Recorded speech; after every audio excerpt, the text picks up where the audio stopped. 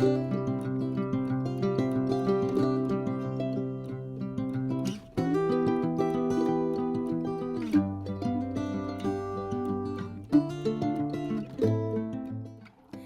સ્વામિનારાયણ. કેમ છો બધા? મજામાં છો? વેલકમ ટુ જ્યોતિષ વ્લોગ. ચાલો ઠાકોરજીના દર્શન કરી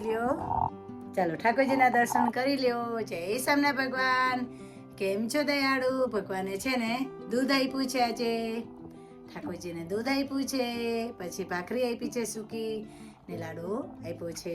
આજે 11 છે, તો આજે 11 બધાને જય સ્વામિનારાયણ. જય સ્વામિનારાયણ તુલસીજી. જય સ્વામિનારાયણ. આજે વેધર બહુ સરસ છે બારે, તમને બતાવી દઉં.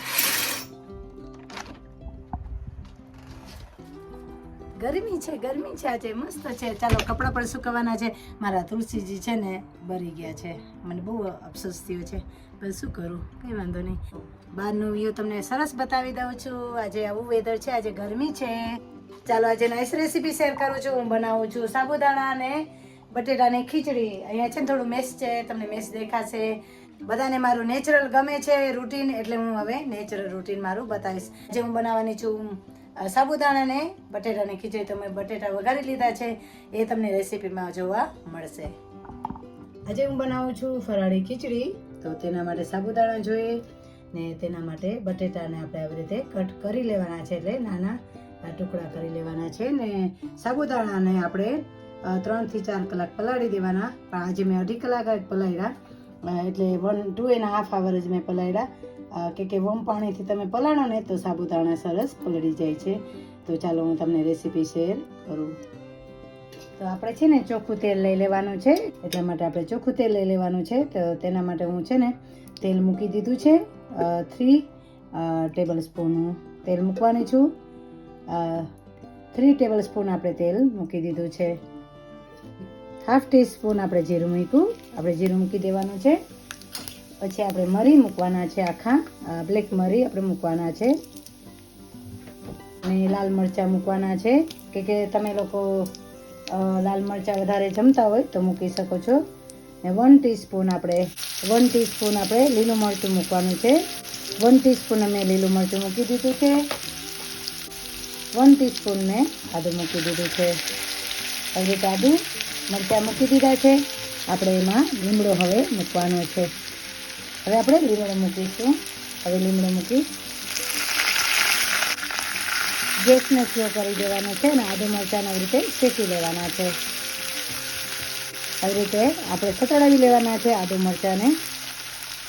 ને પછી હું એમાં મૂકવાની છું હળદર, કે 1/2 ટીસ્પૂન હળદર મૂકી, કે અમે છે ને ફરાળમાં હળદર જમીએ છીએ. ને હવે આપણે મૂકવાના છે એમાં બટેટા, કે જે બટેટા આપણે કટકી કરી લીધી ને એ મૂકવાના છે. એ મૂકી દીધા છે હવે. ને આવી રીતે આપણે બટેટાને મિક્સ કરી દેવાના છે મસાલા સાથે. તો એવી રીતે આપણે મિક્સ કરી લેવાનું છે. મિક્સ થઈ જાય એટલે આપણે એમાં નિમક મૂકવાનું છે. તો 1 ટીસ્પૂન મેં નિમક મૂક્યું છે.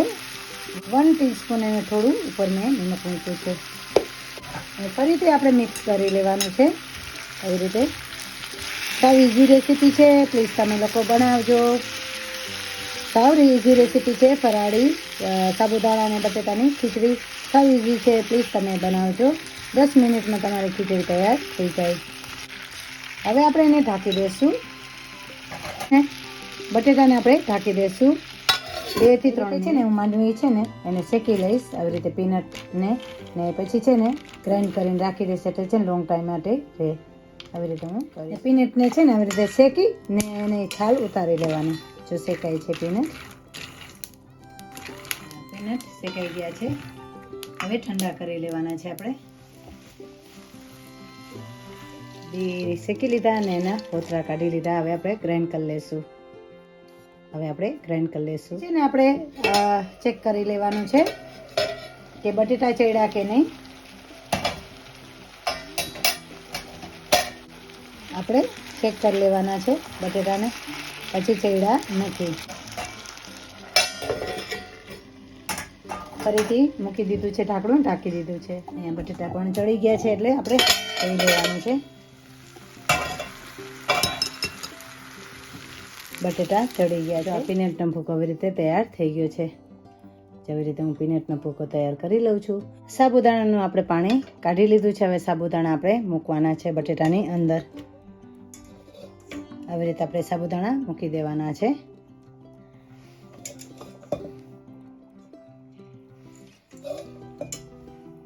આવી રીતે આપણે સાબુદાણાને ઉપર છે ને પાથરી દેવાના છે પાણી કાઢીને. ઓકે, પાણી કાઢી દેવાનું છે.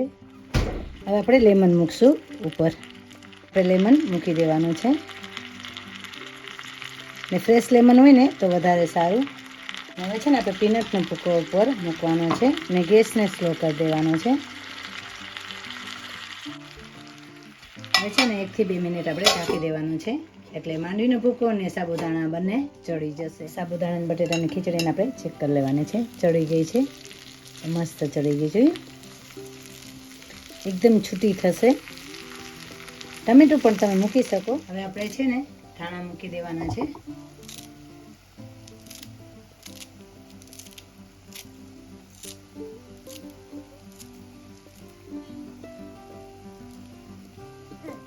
ભગવાન જમો, ફરાળી ખીચડી જમો, દયાળુ જમો, ફરાળી ખીચડી જમો, મરચાં જમો, દહીં જમો, મારા વાલા જમો. ખારું મોડું તીખું લાગે તો માફ કરજો, ક્ષમા કરજો. ચાલો ભગવાને જમાડી દઈએ.